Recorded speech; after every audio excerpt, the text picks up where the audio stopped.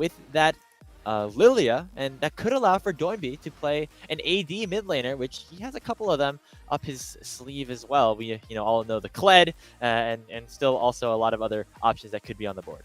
Yeah, I think he's already played the Lilia Pantheon mid-jungle duo this year, Oh, yeah. So it certainly is something on the table, and you can never really guess what Doinb is going to do direction-wise, but Lilia is interesting for Aki, mostly because it once again puts him in a pretty responsible position for how the late-game damage dealing is going. This is not a champion that you can just reliably be consistent on without a lot of pressure in the mid-game, and it's, again, a lot of responsibility on a player in Aki that maybe hasn't necessarily shown the consistency in that.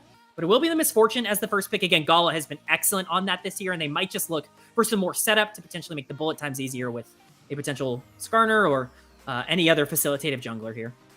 Part of me was hoping that Jiejie locked in the Pantheon to maybe steal it away from NIP, both because I think that's like a fun metagame in terms of drafting, and also because I don't love the Pantheon here for Doinb. Maybe part of it is because the last time we saw it, it was part of that 15-minute destruction fest that FPX put onto them, like that was at the end of the placement stage. Again, in a game that didn't really matter to them overall. But it might not be the Pantheon. Maybe it is the Corki that has been locked in. Can flex down to the bottom lane, but also is an option in mid, as Shanji will be playing the Scion in a blind situation as we go to the third pick on the red side. Yeah, I'm actually kind of leaning towards this Corki potentially being bot lane. Leave really likes these backline damage dealers, and I think it does end up really playing fine into Misfortune, but if you did want to take a mid lane, I think that's totally fine. I don't love sacrificing a ton of pressure early with the Corki, but Scion kind of neutralizes that on the top side, so you can't be too upset. Looks like Ricky just wants to highlight a potential control mage here. It's going to be the Orianna lock-in. We've seen this 100 times from Ricky at this point. This is one of the standard rookie picks that he was able to dominate on for so many years. And Orianna, Skarner, Misfortune as an ultimate Bonanza team definitely gives you at least an identity heading into the second part of this draft.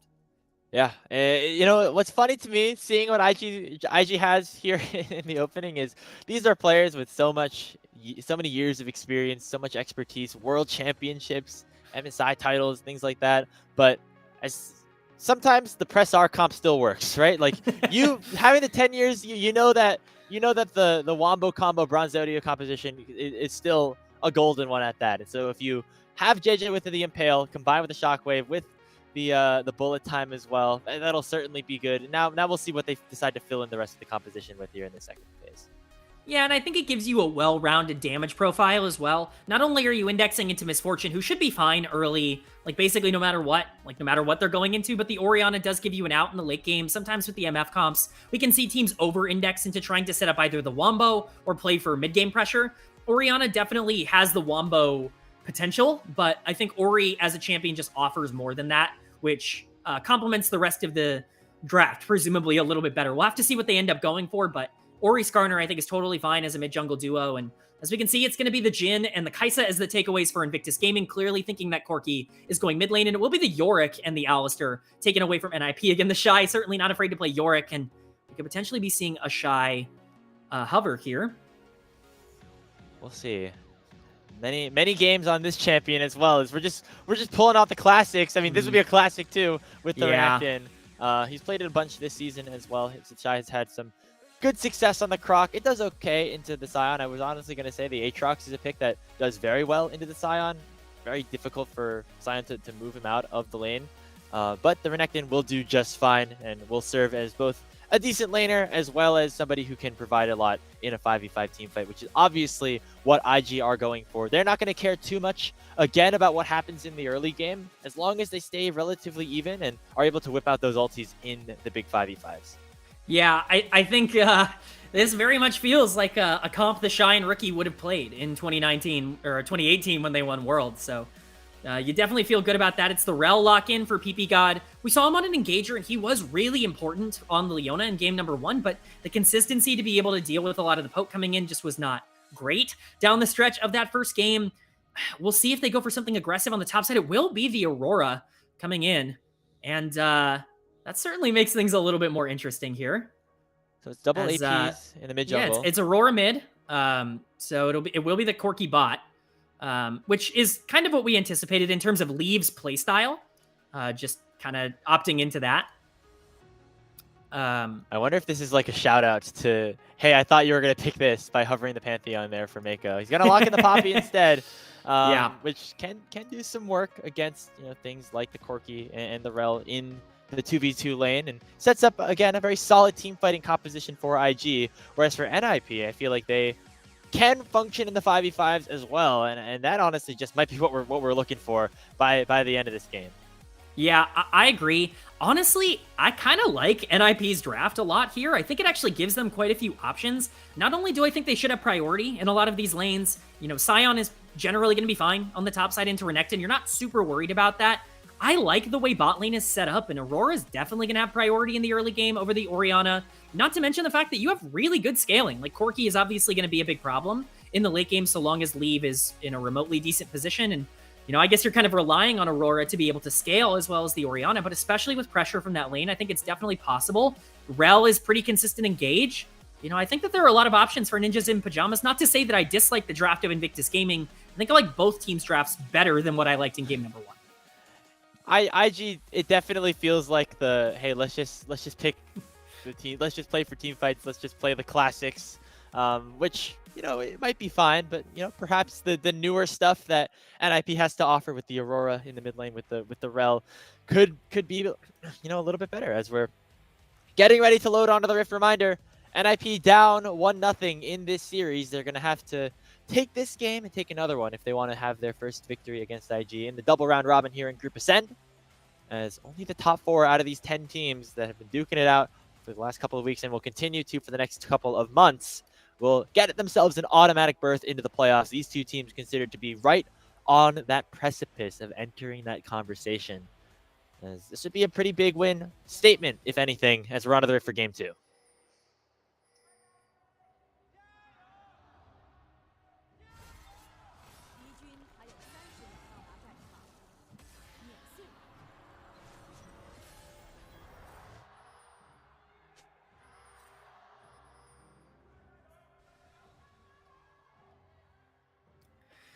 And we are on the Rift for game number 2 here. Very excited to see what the early game plans look like for both of these teams. I think the Lily and the Skarner both have pretty interesting options available to them. It's just about really what they want to take. Both of these comps, I think, do better in the later part of the game.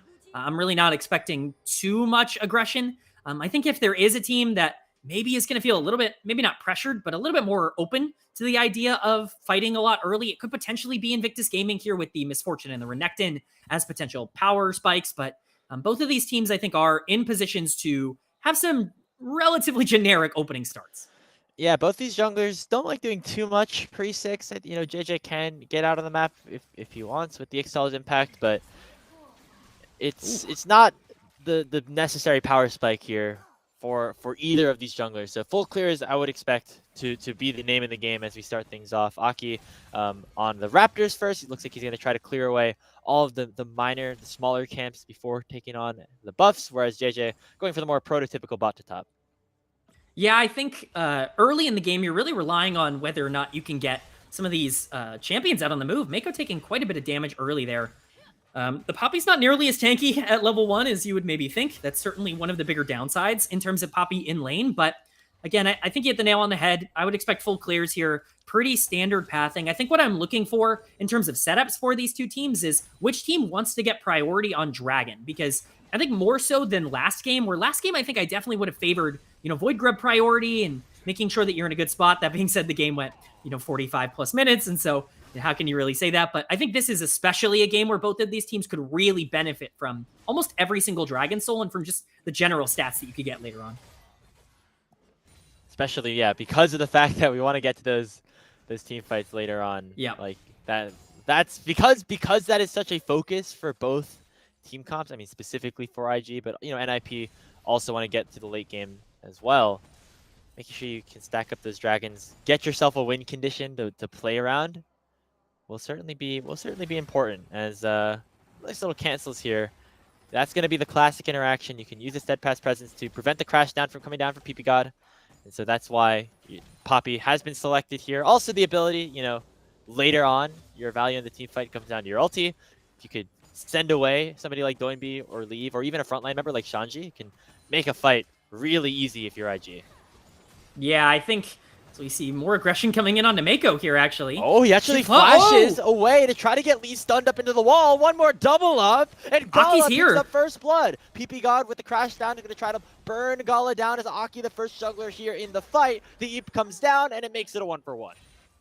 Yeah, that's such a proactive play, though, to be made by Invictus Gaming early on. You know, even though it does end up being a 1-for-1 trade, I really like making sure that you can get some gold onto Gala. We talk about the wombo combo, the team fight being so important here. So we see an exchange on the top side here, Shanji getting very low. But, you know, we talk about that exchange. We'll see if TheShy wants to do anything. I think having Gala with any sort of gold in this game makes it a ton easier to play out if you are IG. So really like the aggressiveness in the 2v2 and the willingness to go after a kill there. Speaking of gold, Gala's going to pick up the call on his reset from base as you see Leave actually making his way up to the top side. So there's the early swap that we were anticipating potentially happening in game number 1. It actually means that NIP might be focusing those grubs.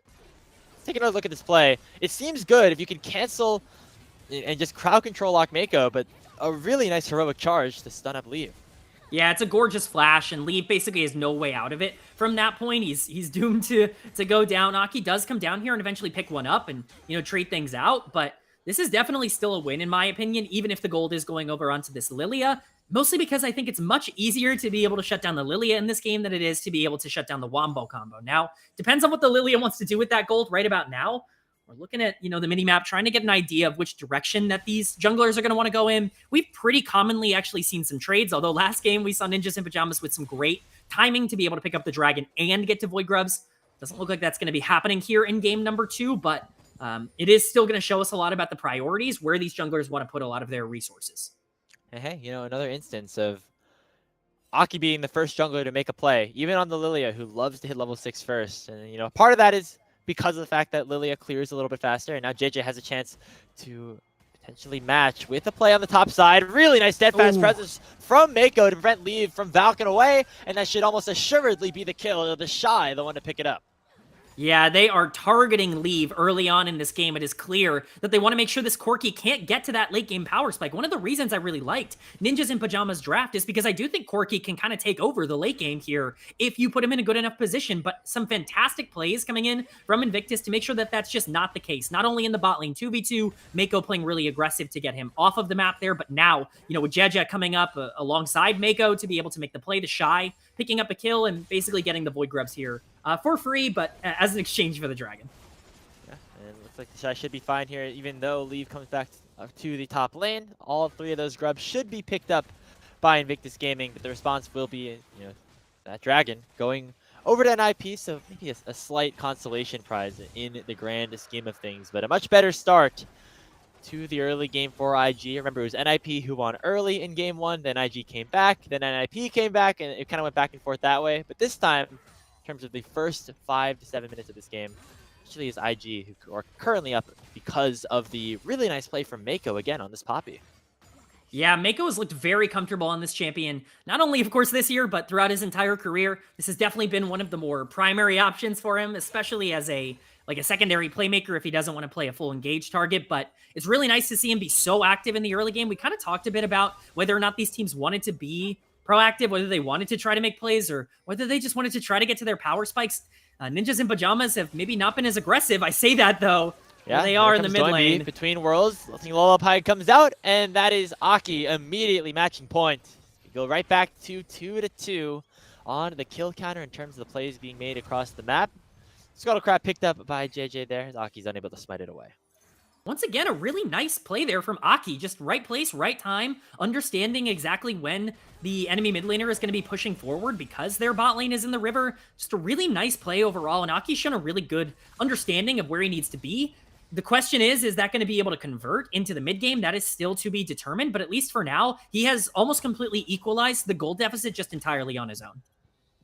Yeah, and again, shout out to him who... He's, you know, I think even though Jiejie won the player of the game last game, I think it's fair to say that Aki had the better early game in game number 1 and had the better early game in game 2. And as a jungler, that is a very important part of how you're able to function for your team, setting up your teammates for that extra success, or even setting up yourself. Aki now 2 kills. That's both of them here for NIP. Gonna try to get to a later game point where he'll be a really big threat for his team.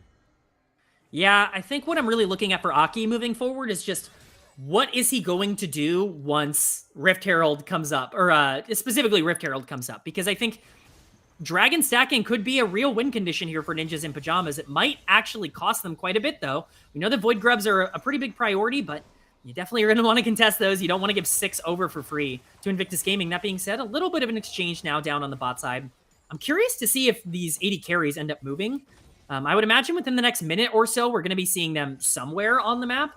And if not, then I'm definitely going to be a bit more surprised. But for now, it's still a very even game state, and we're basically returning to stage 1 for both of these rosters.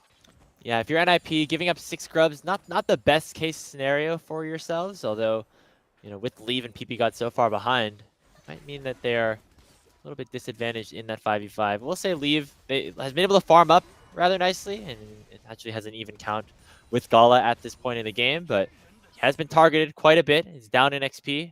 They will rotate him towards the top side, though, as that seems to be the play NIP are calling for.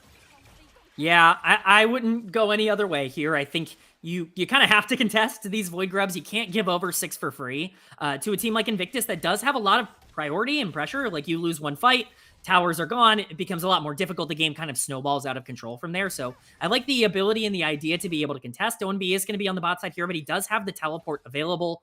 Those grubs are going to be spawning in 25 seconds. It's going to be interesting to see what the setups are. There's basically no vision there for either of the two teams. I'm very interested to see when the attention's going to come in, but Jiejie is over the wall, potentially looking here. Ooh, Leave playing aggressive, but he knows he can because Gala's not there just yet.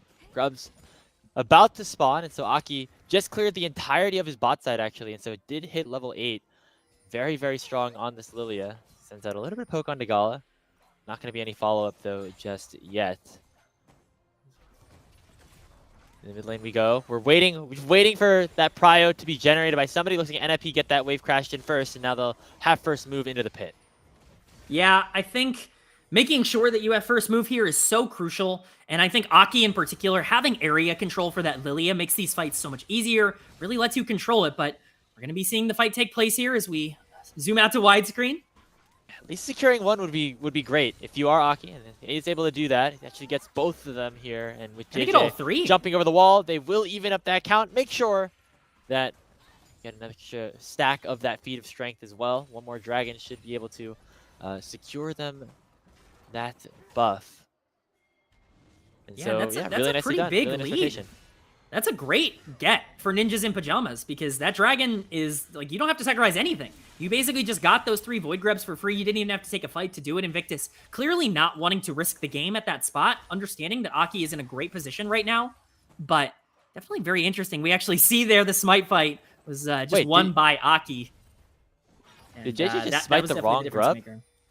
Oh, he might have. There was like 2 smites happening at the same time. I don't know. Maybe I think it might have been a misclick. That might have been what the observers were highlighting there. But we do see the count at 3-3, which means that NIP were able to get all of them. Now the target is the dragon, and Meiko and the rest of IG know it. There's the shockwave from Rookie as well. ppgod does proc the crash down shield to survive the last ticks of the ignite, but that's a big set of HP already down as teleport is coming in. The dragon started up by IG. They're still looking for this. Aki is not done. He's staying in the area. Jiejie might try to look to flip this, but it is going to be a disengage. I got concerned that Ninjas in Pyjamas were looking there. Ooh. Didn't think that was a good opportunity. That is a big pickup for IG and a fantastic pick onto ppgod. Finding him out in that brush is a fantastic get, and being able to stop the dragon stacking really kind of disrupts the Ninjas in Pyjamas plan moving forward. Honestly, just the threat of Aki being there, though, did force TheShy to teleport down in the bot lane. It did get a plate in for Shanji up in the top lane. Lilting Lullaby has been issued onto Meiko between worlds from Doinb as well. The Poppy is burning. Will it be enough? There's the flash, and that will be the feat of warfare secured by Ninjas in Pyjamas. And now TheShy has the dominance pop, but he's now fighting a 1v3. He slices and dices to safety and will get out with his life. Yeah, a lot of healing from the Renekton, but you properly stated that that feat being acquired there by Ninjas in Pyjamas is gigantic. Being able to make sure that you control a lot of the rest of this game is huge. All of this gold is going on to the Lilia, and we talked about how important Lilia was to the overall composition of what Ninjas in Pyjamas drafted. Really does help bridge the gap between where you want to play in your early and your mid game and where you think you can get to later on, with Aurora and Corki kind of being these big damage threats. If Aki is going to be in a really good position, this game becomes significantly more interesting, but TheShy could be in a bad position again. Yeah, just dashing in to try to pick up the remainder of that wave. As looks like he'll be all right for now. NIP's still snacking a lot of people down in this bot side. But yeah, all that gold, as you mentioned. 3 kills, all the kills for NIP on this Lilia. That's honestly a great place for it to be at this point in the game. Shanji doing a little bit of damage onto Rookie. Not going to have any kill threat, obviously, as a Scion here in this solo lane. But feeling pretty good right now, our NIP, about how things have turned around for them. Started with that play for the Grubs, then have been able to kind of build off of that momentum, and could potentially be, in the running to send us to that game 3.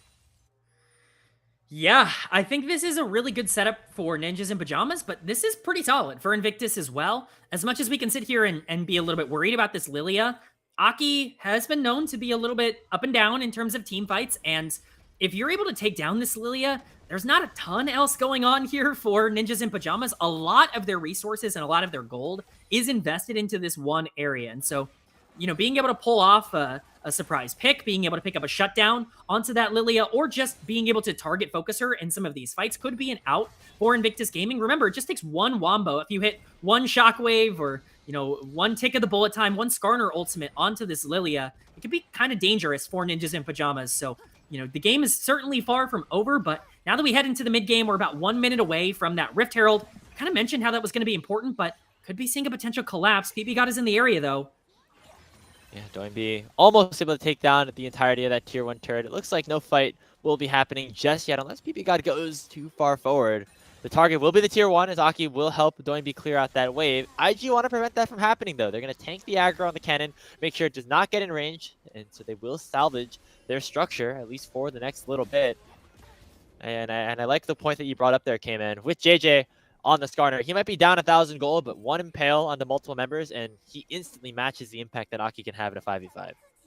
Yeah, this is a really easy to execute draft for Invictus. That's what we were highlighting in draft. That's the benefit of the draft that they ended up going for, is you really just need to hit one ability and everything else kind of cascades off of that. And so it's going to be really interesting. Judges got to be pretty close to level 11 here as we continue to move throughout the rest of this mid game. And the moment that these junglers start hitting level 11, Rift Herald has now spawned. Dragon is up in 1 minute. We're definitely going to start seeing more action, I think, in the next 5 or so minutes. And it's going to dictate a lot, but Rift Herald is going to be started here by Jiejie.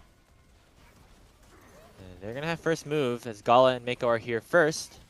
TheShy also crashing a wave in, and with Shanji going back to base, we'll see how much NIP want to contest it. Teleport does come out. ppgod looking for the engage, stuns up Jiejie first. There's the bang into the wall, and the impale, and that's the big carry down for NIP. ppgod! Aki is shut down. ppgod goes in for a massive engage. Meiko, though, with the Keeper's Vertical, yeet one right to back out, as Shanji is now going to have to run back to try to save his team. Peel for Doinb and leave. The Decimating Smash goes wide, and that's IG winning the fight 2-for-1.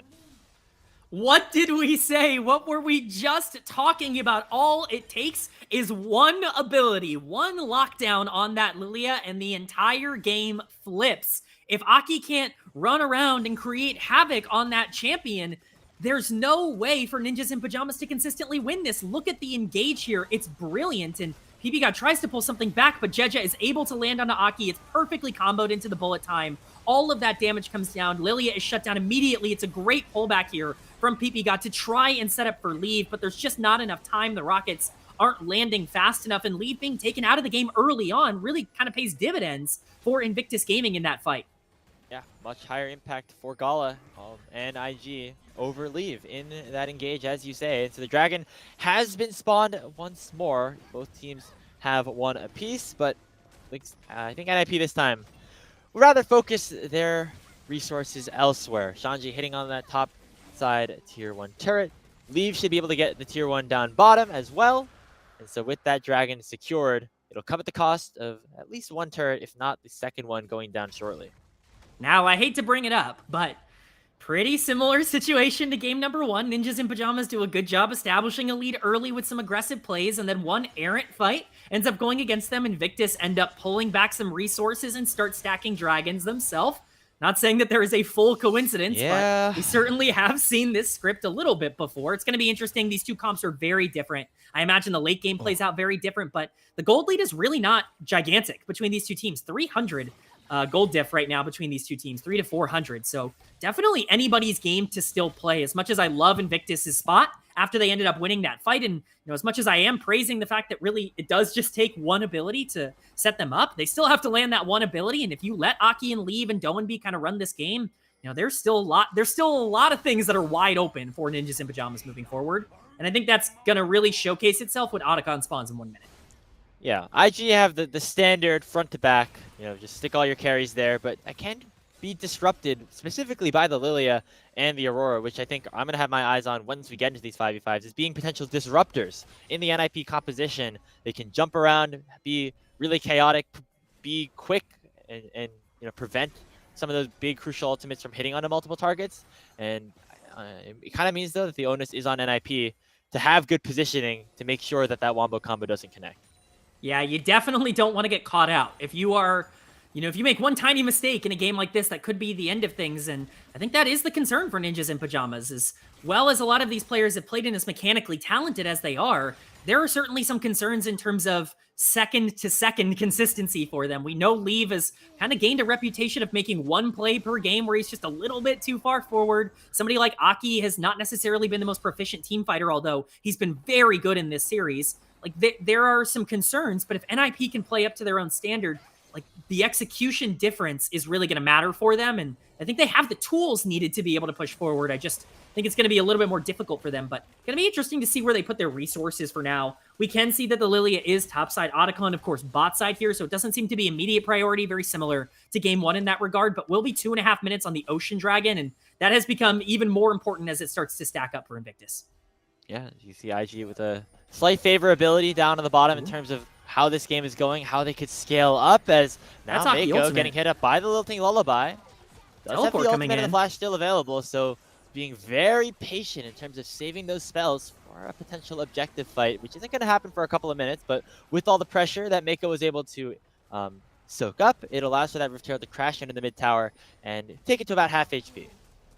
Yeah, that was a really interesting play. You burned a lot there if you're Ninjas in Pyjamas. That's Scion Teleport gone. That's Lilia Ultimate gone. That's ppgod Ignite gone. All for what is essentially nothing. On the other side of that, certainly not an ideal exchange for Ninjas in Pyjamas, especially with no objective up, but I guess they kind of figure that there's nothing to fight for. There's no real reason to save these cooldowns until these objectives come up. We'll see if Invictus can actually take advantage of some of that, because there was quite a few resources expended, but as we get closer and closer to that Ocean Dragon spawning, it just feels like that is really where the priority is going to be put between these two teams. And at least for now, Ninjas in Pyjamas doing a very good job of being able to maintain pressure and priority in that area. Yeah, you can see they're pretty stacked up around that bottom side, as Doinb is getting pinged upon, so that is certainly a target that IG are going to want to try to retake control of right now. But I think part of it comes down to NIP taking that bot tier 1 earlier on in the game. It means that they'll have a little bit more ability to walk around down here. The Otacon also spawns down in this side, and so an added pressure for whoever loses that dragon fight. If you lose it handily, it could also mean the Otacon going over. Yeah, a lot on the line here. Very, very familiar. These two teams thrive under pressure. Sometimes they crack, but most of the time they thrive under pressure, and they're going to get a chance to prove it in these upcoming fights. Again, really nice priority being set here by both teams. Both understand the gravity of the spawning of this dragon in 30 seconds, but neither really want to be caught on the back foot. It's important to make sure you have your item spikes here. When we look around at both teams, it's definitely starting to get to the point where these champions are revving up. I think specifically I'm looking at Doinb on that Aurora with not only 2 completed items, but now Boots finished as well in a really, really solid spot. Even Leave on this Corki now has 2 completed items done. And actually, as I say that, the Monomoon ends up completing there. So really nice timing for him, but this is the exact kind of spike that you're looking for if you're NIP, and this could be the fight they're looking for. You have to, I think, play around with Aki. Throw out those swirl seeds. Find an ultimate onto a crucial target. Single them out early. And if not, if you're playing for the big ultis, the big AoEs, it might be IG who have the favorability. As the dragon has been spawned up right now, IG have taken control of the scuttle crab down there, so they'll have a little bit of extra vision around the pit. No side wants to be the one to hit things up. I'm sure both Aki and Jiejie remember the smites that were stolen away from them, and so perhaps the goal to just get a better 5v5 to start it off. Yeah, it's important to keep an eye on Doinb in this fight. Where he dives in is going to be very important towards how successful this team is going to be. He cannot get locked up in the CC chain, but just total darkness here for IG. A great job of Ninjas in Pyjamas to establish that vision and get rid of it. Looks like it's going to be going down. Yeah, it looks like Meiko's ultimate is canceled by the unstoppable onslaught of Shanji, and here we go. Doinb dashes in, then dashes right back out with the Between Worlds. Dragon at 4,000. Aki flashes forward. The Lilting Lullaby only lands onto Rookie, but it pushes all of IG away. Jiejie doesn't want to get into the pit. He doesn't want to flash in, and so will be secured here by Ninjas in Pyjamas, and now they're looking for more. Rookie forced to flash away. Aki unstoppable here in this front line, looking to try to burst him down. Doinb takes down Meiko first, and IG are now on the run, but here comes the Impale. Shockwave! Gonna be able to do a lot of damage here as well. The Shockwave comes out from Rookie already, and now TheShy is still alive. He lands a stun only on a ppgod, and finally the bullet time comes out, but it is just too late. Shanji and ppgod escape with their lives, and it will be IG falling in the fight.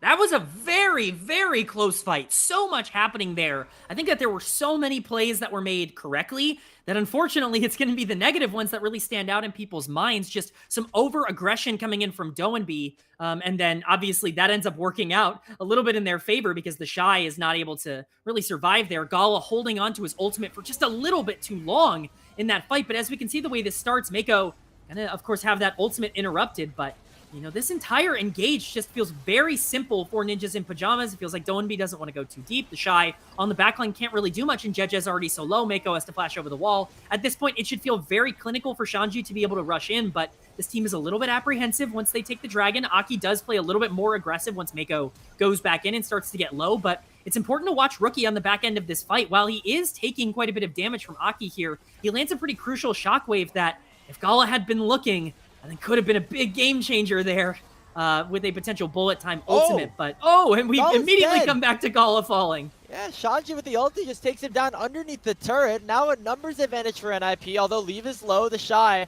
in some trouble now as he was trying to go for a flank. Has to pop the dominance, but it's just not enough. Leaves picks up another kill. They're going to burn down this mid lane tower, and that's a big swing of things for Ninjas in Pyjamas. I need to see how that pick ended up happening. How is Gala pick golfable under tower? What happened there with Flash used in that exchange? I have no idea what could have possibly happened. We'll see here. Just a little far forward, taking quite a bit of damage, but doing quite a bit from Leave as well. But it's just underestimating the amount of damage, and Shanji's just going to be able to go under the tower. It's just a little bit of greed coming in from Gala. And not only is it going to cost them a fight in the mid lane, it looks like it's going to cost them Otacon potentially as well. Oh, Meiko, he sends Leave away, makes a 4v4 for at least for a little bit. Doinb targeted here by Meiko, as in goes Jiejie as well with the Ixtal's impact. Shockwave finds two, but only onto Aki and ppgod, and they don't die too quickly. The Otacon first takes down ppgod. Teleport comes in from TheShy. He's looking to join the fight. Otacon at half HP, and now IG are the ones who are going to be able to control it. That was a brilliant Poppy ultimate coming in from Meiko. Completely lets Invictus establish pressure by getting Leave out of that situation. It means there's no damage coming in from the side of Ninjas in Pyjamas. And while there isn't a ton to match from Invictus Gaming, there certainly is enough coming out from Orianna to be able to make it worthwhile, especially with a really nice Skarner ultimate from Jiejie. And then TheShy being able to teleport in just kind of seals the deal. It's a nice pullback there from Invictus. It's certainly not a game-breaking win, but look at the gold difference here. These two teams are neck and neck once again at 27 minutes, and both teams 2 dragons, both teams 3 grubs. We are definitely going to be looking at a game that really comes down to who can execute their comp better in the late game. I couldn't expect anything less from these two teams. They, remember, faced off earlier on in the 2025 regular season, was one of the first best of 5s that we had in Split 1. NIP able to take control of that one 3-1, but IG want to try to get revenge on that, but they just were a little bit disjointed in terms of how they wanted to stack up their ultimates. You saw NIP did a good job to actually separate IG in that fight, and so Rookie was focused landing shockwaves onto 2 people.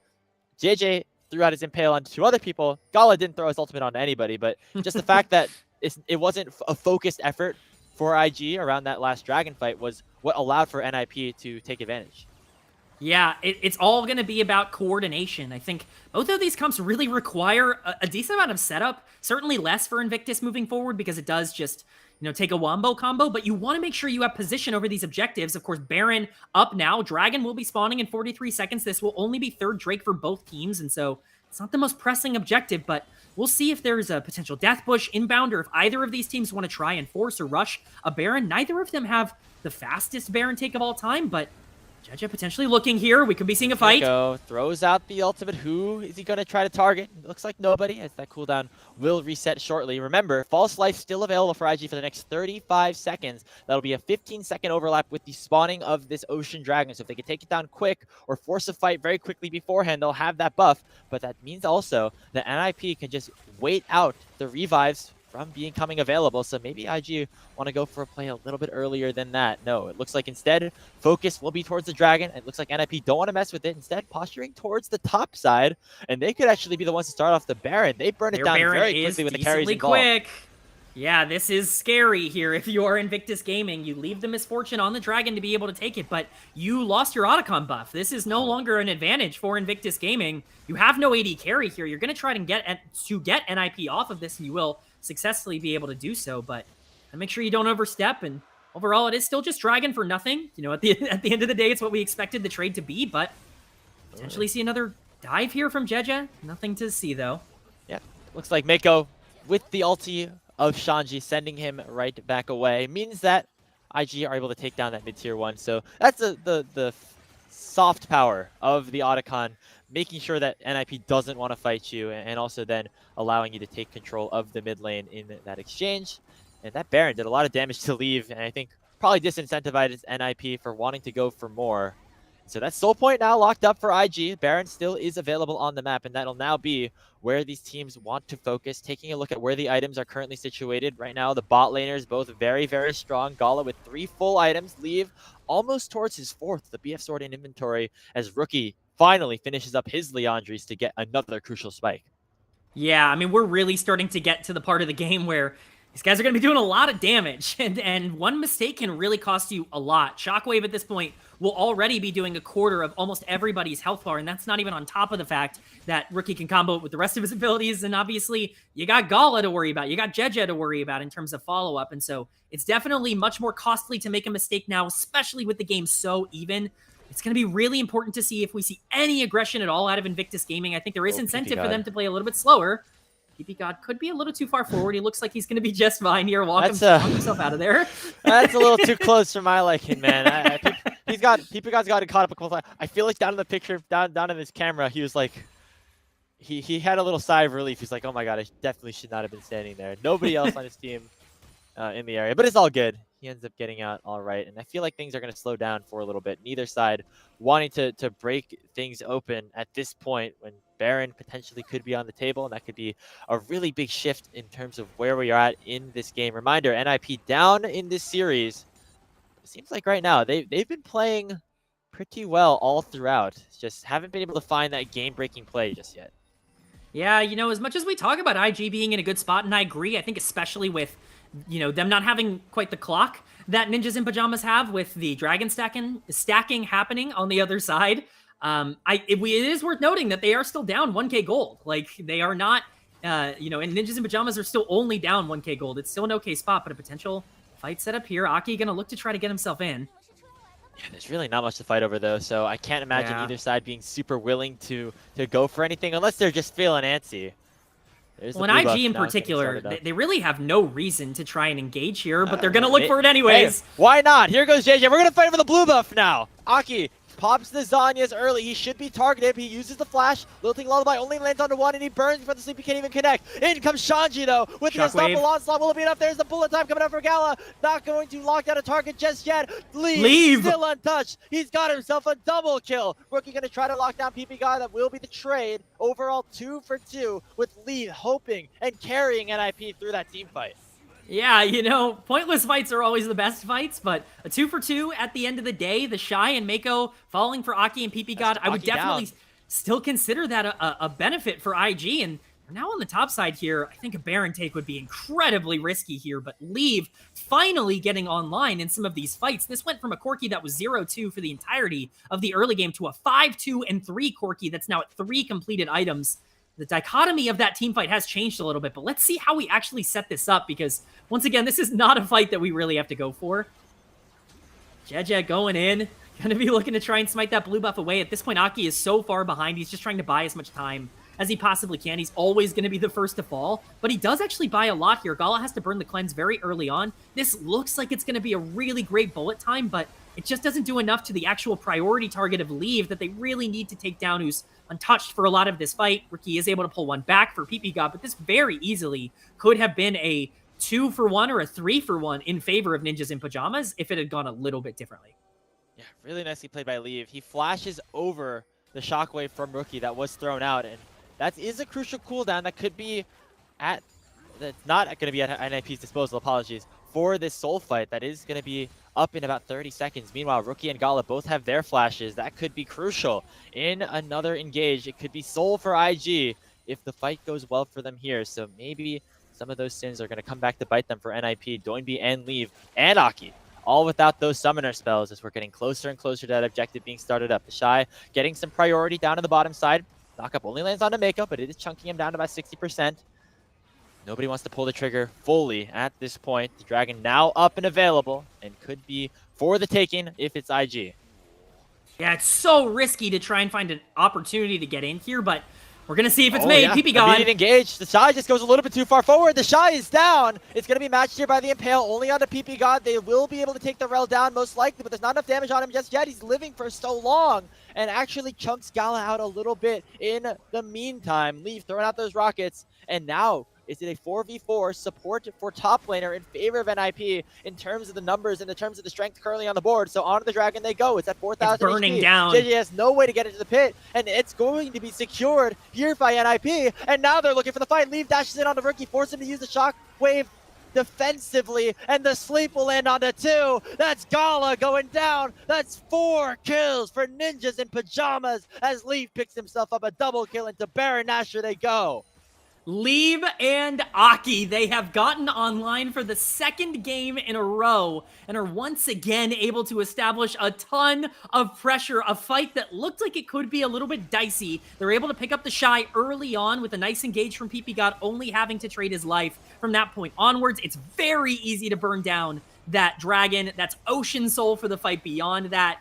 And now we're looking at a Baron. We can see the replay here because, man, there's a lot that happened here. This is a fantastic first engage by ppgod, understanding that if you can take down the Crocodile, it actually makes this fight a lot more difficult for IG to play. Now, ppgod, unfortunately, does have to sacrifice his life to do so, but look at how chunked Gala gets on the back end here. He's still holding bullet time the entire fight here. There's no bullet time thrown out. He's been very cautious about using that early. There were a couple of opportunities, but as we transition here into the Dragon take, it just gets too low, too fast. There's no way to be able to compete here. And from that point onwards, Leave is just free to free hit. Rookie does not have nearly enough damage to be able to punish him for that. Gala at this point is way too low to actually try and capitalize on his bullet time. And it's a free cleanup for the Corki and a free win for Ninjas in Pyjamas that puts them in a dominant spot. Not only do they now have Baron, but we already talked about how I think the skill ceiling of this comp is incredibly high. And I think we are seeing it from them.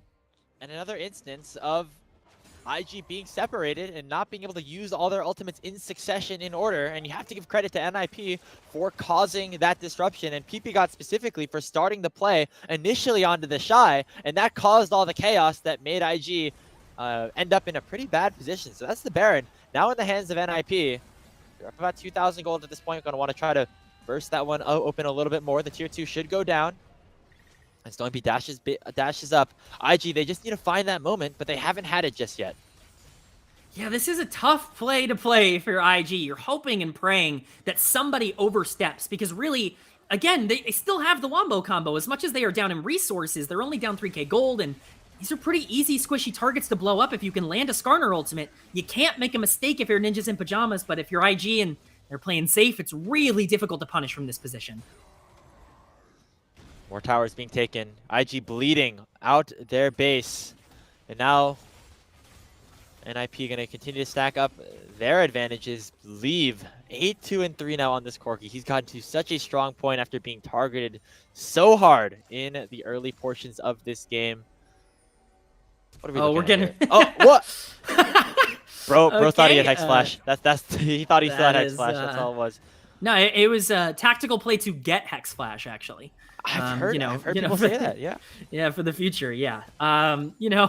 Worst play I've seen today aside, it's not too bad. That's actually the second summoner we've seen blown for no reason today. Weird trend we're getting, but now we're just setting up once again for some Baron dances. We can see that it's going to expire in 25 seconds. They've gotten about as much as they could. We do see Dragon spawning here. It is going to be Soul here. It is 3-3, so this is the fight for Dragon. Whoever ends up picking this up, whoever ends up grabbing that Ocean Soul, I mean, it's going to be really difficult to overcome that kind of statistical advantage when these two teams are on such a knife's edge, especially if that ends up becoming Ninjas in Pyjamas, who already are in such a dominant spot. You can guarantee some healing for the Rel and the Scion, even something like the Lilia to be able to survive a little bit longer in these fights. Certainly makes it a much more difficult challenge. I think this is a very important setup for Invictus Gaming, and I'm definitely going to need to see them getting vision priority as quickly as possible. And I think just being the ones to start the fight is going to be very important for IG. You know, the one thing about having a Poppy support instead of a Rel support for IG, for Meiko, is that the ball delivery system for Rookie is not as consistent. You're looking basically at Jiejie, which he's a solid engager, but it's a very telegraphed play forward, and something that can be relatively easily defended or countered by what NIP have to offer. And so with the Baron buff expired, it still is Shanji and the rest of NIP actually going forward, once again forcing the initiative and separating Rookie from the rest of the team. He's in a lot of trouble, but he is able to get the shockwave onto Doinb, followed up here by Meiko. Bullet time though, not finding much, as Gala is just so exposed with the way that the team fight has now been set up. That's all the crucial ultimates down. ppgod finds a big Magnetstorm, and now this is NIP's turn to go for a big play. Sleep lands onto Jiejie. Meiko forced to low HP. Gala is down as Doinb picks up the kill. Leave is in trouble, but Leave will not fall as he'll get the kill onto TheShy, who tries to dash in on top of him. Meiko will burn down, and that's the game. We are headed to a decider between NIP and IG. Everything you've been leading up to, Graves, it all came to fruition in that team fight. The disconnect coming in from Invictus Gaming, not being able to play on the same front. Rookie immediately gets disconnected from the entire team as we see them tearing down the base here. Jiejie has to go and save him, and that leaves Gala exposed. Looks like they are going to be able to pick up the kills here on Rookie and on Jiejie. That's going to be the game for game number 2. Beautiful stuff from NIP. A clean win, or clean last fight, I should say. Not a super clean win. It was back and forth for sure. But in terms of who played out their 5v5 composition better, you have to give it to NIP, and I think a lot of it has to do with having that instant go button, being the one willing to start the fight. Every single fight that NIP won, they were the ones to start it, whether it was a Scion ulti, a Rel ulti coming in. So that's what led to them ending up getting that advantage. And if you're IG, you have to wonder, like, why weren't you the ones to start those plays? Was it because of draft? Was it because of the way that you were setting up around major objectives? Because we had this Wombo combo dreams comp set up with the Skarner, or the MF, the Orianna, and it just never ended up doing anything in the fights. And that just results in us being in an even game state, or even match state here at 1-1. Yeah, I think the big problem for me when it came to Invictus's draft is just the unreliableness of their engage. It didn't really feel like they had this easy go button. They had to rely on one of these big ultimates hitting, whether it was Skarner finding 2 or 3 to be able to land on, a Shockwave being able to start an engage or a potential Renekton flank. You don't have a Rel, you don't have an Alistair, you don't have a Leona to be able to more sufficiently be able to start up these fights. And when you're trying to play for 5v5s in the later part of the game, yes, the Wombo combo is obviously there and easy to execute. But a big reason why I like Ninjas in Pyjamas draft is I really like their ability to set up these fights, and they played that out perfectly towards the back half. Yeah, and just a knowledge and ability to execute on the team composition that you drafted for yourselves. So congratulations to NIP. We're awaiting the post-match screenshots, the replays, and all of the like before announcing our player of the game. But I think it has to be Leave, given how hard he was targeted at the start of that game. Yeah, I think the only other back player and having would the even action be that he did. Yeah, it's got to be Aki or Leave. It's got to be one of the two. Aki made some pretty big plays in the early game. Definitely kept Ninjas in Pyjamas in a situation from, I think if Aki had not been as strong, perhaps the mid game looks a lot worse. But Leave, I mean, again, targeted so much in the early game, ends up losing in the 2v2 early, ends up getting ganked on the top side at around 7 minutes or so. It looks doomed for the Corki, and yet somehow, some way, I'm sure we'll see it. We haven't seen the graph yet, but I'm sure we'll see. I'm sure he's top damage in this game. He was incredibly important in the back half, so I completely agree with you.